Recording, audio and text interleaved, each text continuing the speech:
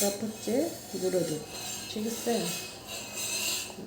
হচ্ছে একটু baking soda, সামান্য পরিমাণে, বেশি দেওয়া যাবে না। হচ্ছে অয়েল, এখানে ঘি দেওয়া যেত কিন্তু হচ্ছে ঘির গন্ধ পছন্দ না, তাই দিবে না, ঠিক আছে।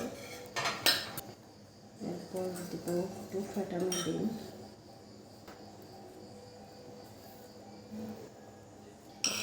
দিয়ে একবারে হচ্ছে হাত দিয়ে এটাকে মিক্স করবো।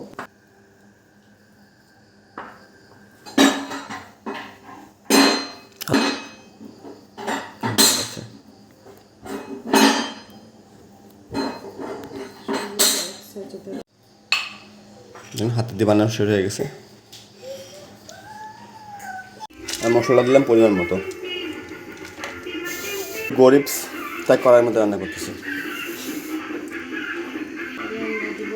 দুধ দিলাম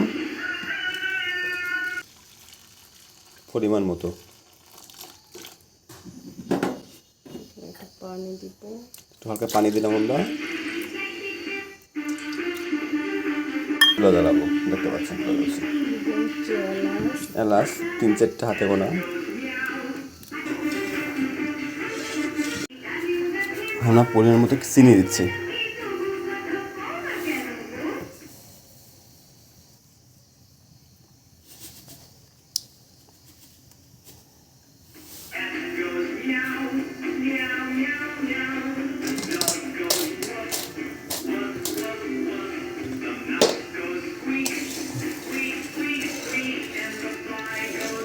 এখন নেড়ে দিতে হবে যেন চিনিগুলো গলে যায়।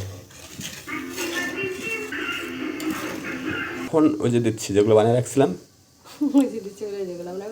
রসমালাই দিচ্ছি, কাঁচা রসমালাই দিচ্ছি।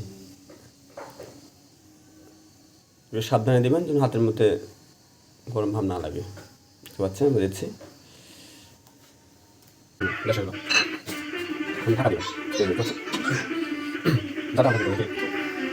এখন কিছু ওয়েট করেন, হয়ে যাবে, পরে দেখা পাবো লাস্টে, ঠিক আছে? দেখছেন এই যে ছোটো তো ছিল, কত বড় বড় হলো, তো মিষ্টি হয়ে গেছে একটা। হ্যাঁ, রসমালাই বানিয়ে দেখলে মিষ্টি হয়ে গেছে আমাদের। আমি তুলে নিচ্ছি, দেখতে পাচ্ছেন এই যে খুব সুন্দর হচ্ছে, দেখতে পাচ্ছেন তুলতেছি আস্তে আস্তে করে।